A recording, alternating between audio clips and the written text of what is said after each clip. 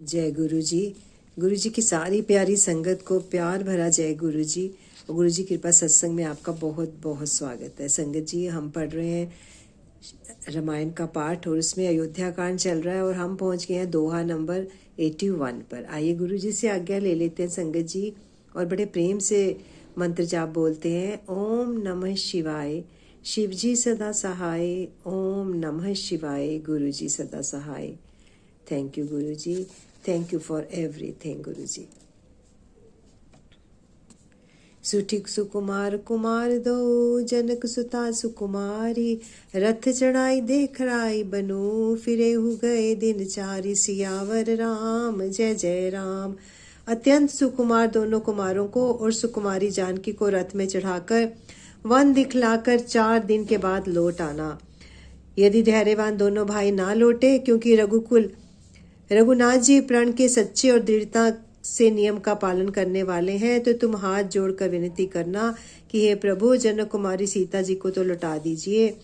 जब सीता वन को देखकर डरे, तब मौका पाकर मेरी यह सीख उससे कहना कि तुम्हारे सास और ससुर ने ऐसा संदेश कहा है कि हे पुत्री, तुम लौट चलो, वन में बहुत कलेश है। जय सिया राम।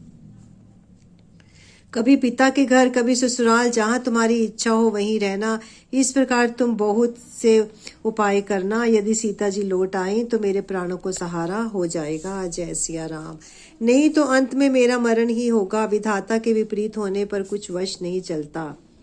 राम लक्ष्मण सीता को लाकर दिखाओ। ऐसा कहकर राजा मूर्छित होकर पृथ्वी पर गिर पड़े। ओम नमः शिवाय। पाई रजाय सुनाई सिरु, रथु अति बेग बनाए। गयु जहाँ बाहेर नगर, सिय सहित दो भाई। सियावर राम जय जय राम। सुमंत्री जी राजा की आज्ञा पाकर सिर नवाकर बहुत जल्दी रथ जुड़वाकर वहां गए।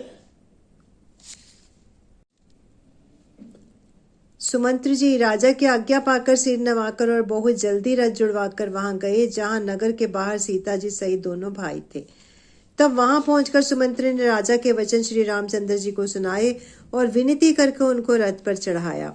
सीता जी सहित दोनों भाई रथ पर चढ़कर हृदय में अयोध्या को सिर नवाकर चले। श्री रामचंद्र जी को जाते हुए और अयोध्या को अनाथ होते देखकर सब लोग व्याकुल होकर उनके साथ हो लिए।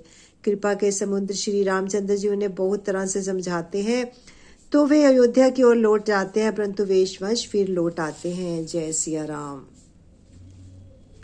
अयोध्या पूरी बड़ी डरावनी लग रही है, मानो अंधकारमयी काल रात्रि ही हो।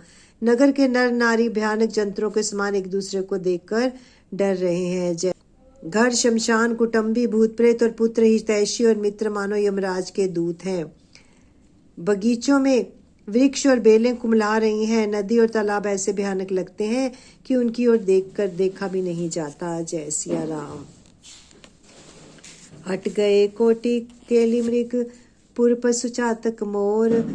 पिक रथांग सुख सारिका, सारस हंस चकोर। सियावर राम जय जय राम। करोड़ों घोड़े, हाथी, खेलने के लिए पाले हुए हिरन, नगर के गाय, बैल, बकरी आदि पशु, पपीहे, मोर, कोयल, चकवे, तोते, मैना, सारस, हंस और चकोर श्री राम जी के वियोग में सभी व्याकुल हुए। जहां तहां ऐसे चुपचाप स्थिर हो गए खड़े हैं, मानो तस्वीरों में लिखकर बनाए गए हों। नगर मानो फलों से परिपूर्ण बड़ा ही भारी सघन वन था। नगरवासी सब स्त्री पुरुष, बहुत से पशु पक्षी थे। अर्थात अवधपुरी धर्म, अर्थ, काम, मोक्ष चारों कर्मों को देने वाली नगरी थी और सब स्त्री पुरुष सुख से उन फलों को प्राप्त करते थे। जय सिया राम। विधाता ने कैकेयी को भीलनी बनाया, जिसने 10 दिशाओं में दूसह दावाग्नि यानी भयानक आग लगा दी। श्री रामचंद्र जी के वीरे की इस अग्नि को लोग सह न सके, सब लोग व्याकुल होकर भाग चले। जय सिया राम। सब ने मन में यह विचार कर लिया कि श्री राम जी और लक्ष्मण जी और सीता जी के बिना सुख नहीं है। जहाँ श्री राम रहेंगे वहीं सारा समाज रहेगा। श्री रामचंद्र जी के बिना अयोध्या में हम लोगों का कुछ काम नहीं है। ऐसा विचार दृढ़ करके देवताओं को भी दुर्लभ सुखों से पूर्ण घरों को छोड़कर सब श्री रामचंद्र जी के साथ चले। जिनको श्री रामचंद्र जी के चरण कमल प्यारे हैं, उन्हें क्या कहीं विषय भोग वश में कर सकते हैं। बालक वृद्ध विहाई गृह लगे लोक सब साथ, तमसा तीर निवास किए प्रथम दिवस रघुनाथ सियावर राम। जय जय राम। बच्चों और बूढ़ों को घरों में छोड़कर सब लोग साथ हो लिए। पहले दिन श्री रघुनाथ जी तमसा नदी के तीर पर निवास किया। प्रजा को प्रेमवश देखकर रघुनाथ जी के दयालु हृदय में बड़ा दुख हुआ। प्रभु श्री रघुनाथ जी करुणामय है, पराई पीड़ा को तुरंत पा जाते हैं, अर्थात दूसरों का दुख देखकर वे तुरंत स्वयं दुखित हो जाते हैं। जय सिया राम। ओम नमः शिवाय।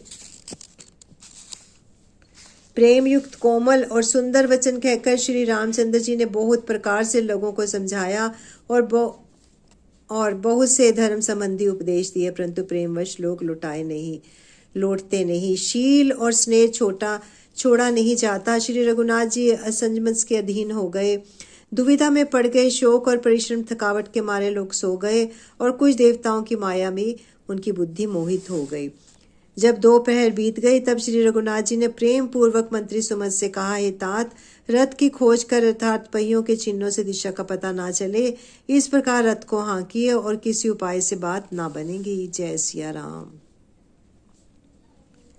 राम लखन सिय जाय चढ़ी, शंभु चरण सिरुनाय, सचिव चलायो तुरंत रथु, इत उत खोज दुराय सियावर राम। जय जय राम। शंकर जी के चरणों में सिर नवाकर श्री राम जी, लक्ष्मण जी और सीता जी रथ पर सवार हुए। मंत्री ने तुरंत ही रथ को इधर उधर खोज छिपाकर चला दिया। जय सिया राम। सवेरा होते ही जब लोग जागे तो बड़ा शोर मचा कि रघुनाथ जी चले गए, कहीं रथ का खोज नहीं पाते। सब हे राम पुकारते हुए चारों ओर दौड़ रहे हैं, मानो समुद्र में जहाज डूब गया हो, जिससे व्यापारियों का समुदाय बहुत ही व्याकुल हो उठा हो। वे एक दूसरे को उपदेश देते हैं कि श्री रामचंद्र जी हम लोगों को क्लेश होगा, यह जानकर छोड़ दिया है। वे लोग अपनी निंदा करते हैं और मछलियों की सराहना करते हैं कि श्री रामचंद्र जी के बिना हमारे जीने को धिक्कार है। विधाता ने यदि प्यारे का वियोग ही रचा तो फिर उससे मांगने पर मृत्यु क्यों नहीं दी। जय सिया राम। इस प्रकार बहुत से प्रलाप करते हुए वे संताप से भरे हुए अयोध्या जी वापस आ गए। उन लोगों के विषम वियोग की दशा का वर्णन नहीं किया जा सकता। 14 साल की अवधि की आशा ही वे प्राणों को रख रहे हैं। जय सिया राम। राम दरस हित नेम व्रत, लगे करन नर नारी, मनहु को की कमल, दीन बिनहीन तमारी सियावर राम। जय जय राम। स्त्री पुरुष श्री रामचंद्र जी के दर्शन के लिए नियम और व्रत करने लगे और ऐसे दुखी हो गए जैसे चकवा चकवी और कमल सूर्य के बिना दीन हो जाते हैं। सीता जी और मंत्री सहित दोनों भाई रिंगवेरपुर जा पहुंचे, जहां श्री गंगा जी को देखकर श्री रामचंद्र जी रथ से उतरे और बड़े हर्ष के साथ उन्होंने दंडवत की। लक्ष्मण जी, सुमंत्र और सीता जी ने भी प्रणाम किया। सबके साथ श्री रामचंद्र जी ने सुख पाया। गंगा जी समस्त आनंद मंगलों की मूल है और वे सब सुखों की करने वाली और सब पीड़ाओं की हरने वाली है। जय सिया राम। अनेक कथा प्रसंग कहते हुए श्री रामचंद्र जी गंगा जी को तरंगों को देख रहे हैं। उन्होंने मंत्री छोटे भाई लक्ष्मण जी और प्रिया सीता जी को देव नदी गंगा जी की बड़ी महिमा सुनाई। जय सिया राम। इसके बाद सबने स्नान किया, जिससे मार्ग का सारा श्रम थकावट दूर हो गया और पवित्र जल पीते ही मन प्रसन्न हो गया। जिनके स्मरण मात्र से बार बार जन्मने मरने का महान श्रम मिट जाता है, उनको श्रम होना यह केवल लौकिक व्यवहार यानी नर लीला ही है। जय सिया राम। ओम नमः शिवाय। शुद्ध सचिदानंदमय कंद भानु कुल केतु, चरित्र करत नर अनुहरत, संस्कृति सागर से तुसियावर राम। जय जय राम। शुद्ध प्रकृति जन्य त्रिगुणों से रहित मायातीत दिव्य मंगल विग्रह सच्चिदानंद कंद स्वरूप सूर्य कुल के ध्वजारूप भगवान श्री रामचंद्र जी मनुष्यों के सदृश ऐसे चरित्र करते हैं जो संसार रूपी समुद्र के पार उतरने के लिए पुल के समान है। जब निषाद राज गुह ने यह खबर पाई तब आनंदित होकर उसने अपने प्रियजनों और भाई बंधुओं को बुला लिया और भेंट देने के लिए फल मूल कंद लेकर उन्हें बहंगियों से भरकर मिलने के लिए चला। उसके हृदय में हर्ष का पार नहीं था। दंडवत करके भेंट सामने रखकर वह अत्यंत प्रेम से प्रभु को देखने लगा। श्री रघुनाथ जी ने स्वाभाविक स्नेह के वंश होकर उसे अपने साथ बैठाकर कुशल पूछी। निषाद राज जी ने उत्तर दिया, हे नाथ, आपके चरण कमल के दर्शन ही कुशल है। आपके चरणम बिंदु की दर्शन कर आज मैं भाग्यवान पुरुषों की गिनती में आ गया है। देव, यह पृथ्वी, धन और घर सब आपका है। मैं तो परिवार सहित आपका नीच सेवक हूँ। अब कृपा करके रिंगवेरपुर में पधारिए और इस दास की प्रतिष्ठा बढ़ाइए, जिससे सब लोग मेरे भाग्य की बड़ाई करें। श्री रामचंद्र जी ने कहा, हे सुजान सखा, तुमने जो कुछ कहा सब सत्य है, परंतु पिताजी मुझको और ही आज्ञा दी है। जय सिया राम। वर्ष 4 बासु मन, मुनिव्रत वेशु आहारु, ग्राम बासु नहीं उचित सुनी, गुह ही भयु दुख भारु, सियावर राम। जय जय राम। उनकी आज्ञा अनुसार मुझे 14 वर्ष तक मुनियों का व्रत और वेश धारण करके मुनियों के योग्य आहार करते हुए वन में ही बसना है। गांव के भीतर निवास करना उचित नहीं है। यह सुनकर गुह को बड़ा दुख हुआ। श्री राम जी, लक्ष्मण जी और सीता जी को रूप कर गांव के स्त्री पुरुष प्रेम के साथ चर्चा करते हैं। कोई कहती है, हे सखी, कहो तो वे माता पिता कैसे हैं जिन्होंने ऐसे सुंदर सुकुमार बालकों को वन में भेज दिया। जय सिया राम। कोई एक कहते हैं, राजा ने अच्छा ही किया, इसी बहाने हमें भी ब्रह्मा ने नेत्रों का लाभ दिया। तब निषाद राज ने हृदय में अनुमान किया तो अशोक के पेड़ को उसके ठहरने के लिए मनोहर समझा। जय सिया राम। उन्होंने श्री रघुनाथ जी को ले जाकर वह स्थान दिखलाया। श्री रामचंद्र जी देखकर कहा कि यह सब प्रकार से सुंदर है। पूर्ववासी लोग जोहार यानी वंदना करके अपने अपने घर लौटे और श्री रामचंद्र जी संज्ञा करने पधारे। गुह ने इसी बीच कुश और कोमल पत्तों की कोमल और सुंदर साथरी सजाकर बिछा दी और पवित्र मीठे और कोमल देखकर दोनों में भर भर कर फल, मूल और पानी रख दिया, अथवा अपने हाथ से फल मूल दोनों में भर भर कर रख दिए। जय सिया राम। सिए सुमंत भ्राता सहित कंद मूल फल खाई, शयन कीन रघुबस मनी, पाए पलोट लट भाई, सियावर राम। जय जय राम। श्री राम, सीता जी, सुमंत्र जी और भाई लक्ष्मण सहित कंद मूल फल खाकर रघुकुल मणि श्री रामचंद्र जी लेट गए। भाई लक्ष्मण जी उनके पैर दबाने लगे। जय सिया राम। ओम नमः शिवाय।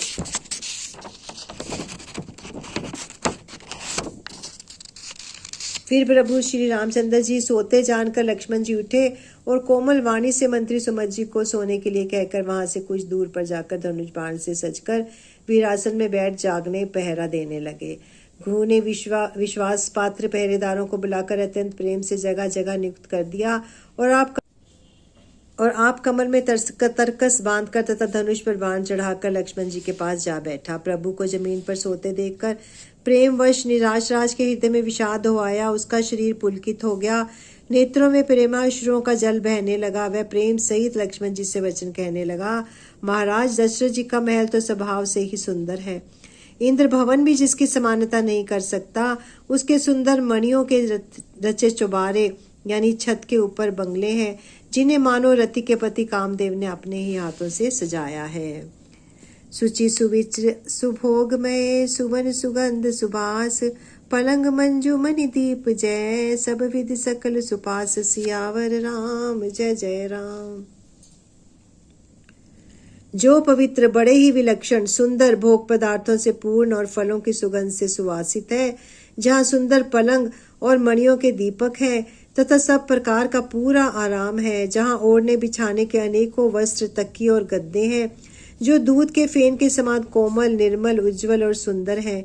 वहाँ उन चौबारों में श्री सीता जी और श्री रामचंद्र जी रात को सोया करते थे और अपनी शोभा से रति और कामदेव के गर्भ को हरण करते थे। जय सिया राम।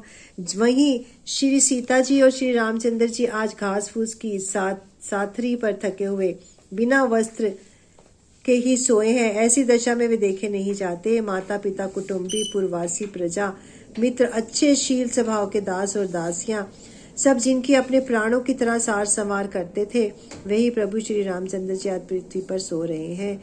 जिनके पिता जनक जी हैं, जिनका स्वभाव जगत में प्रसिद्ध है, जिनके ससुर इंद्र के मित्र रघुनाथ दशरथ जी हैं। जय सिया राम। और पति श्री रघुनाथ चंद्र जी हैं, वही जानकी जी आज जमीन पर सो रही हैं। विधाता किसको प्रतिकूल नहीं होता। सीता जी और श्री रामचंद्र जी का क्या वन के योग्य है? लोग सच कहते हैं कि कर्म भाग्य ही प्रधान है। जय सिया राम। कैकई नंदनी मंदमती कठिन कुटिल पनुकीन, जेहि रघुनंदन जानकी सुख सुअवसर दुख दीन सियावर राम। जय जय राम। कैकई राज की लड़की नीच बुद्धि कैकई ने बड़ी ही कुटिलता की, जिसने रघुनंदन श्री रामचंद्र जी को और जानकी जी को सुख के समय दुख दिया। यह सूर्य कुल रूपी वृक्ष के लिए कुल्हाड़ी हो गई। उस कुबुद्धि ने संपूर्ण विश्व को दुखी कर दिया। श्री राम सीता जी को जमीन पर सोते देखकर निषाद को बड़ा दुख हुआ। तब लक्ष्मण जी ज्ञान वैराग्य और भक्ति के रस से सनी हुई मीठी और कोमल वाणी में बोले, हे भाई, कोई किसी को सुख दुख देने वाला नहीं है, सब अपने ही किए हुए कर्मों का फल भोगते हैं। जय सिया राम। ओम नमः शिवाय।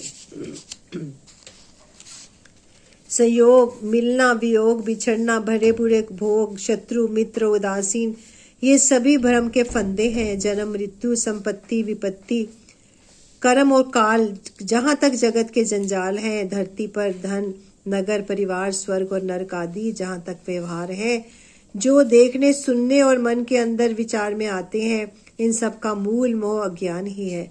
परमार्थ ये नहीं है। जय सिया राम। सपने होई भिखारी नृप, रंकु नाकपति होए, जागे लाभु न हानि कछु, तिमि प्रपंच जिय जोई। सियावर राम। जय जय राम। संगत जी, आज यहीं पर आज्ञा गुरु जी की अपने वाणी को विराम देने की, और कल हम पढ़ेंगे इससे आगे दोहा नंबर 92 को दोबारा से पढ़ेंगे। संगत जी, जितनी बार इन्हें पढ़े उतना ही हमारा कल्याण होगा। आइए गुरु जी से आज्ञा ले लेते हैं संगत जी। ओम नमः शिवाय। शिव जी सदा सहाय। ओम नमः शिवाय। गुरु जी सदा सहाय। तन तन गुरु जी, कोटि कोटि प्रणाम गुरु जी, लाख सौ बारी शुक्राना शुक्राना शुक्राना। Thank you for everything Guru ji. Thank you for हमें स्मृति देने के लिए, इतनी अच्छी रामायण का पाठ शुरू कराने के लिए, हमें सुबुद्धि देने के लिए, हमारे मार्गदर्शन करने के लिए। जय गुरु जी। कोटि कोटि प्रणाम।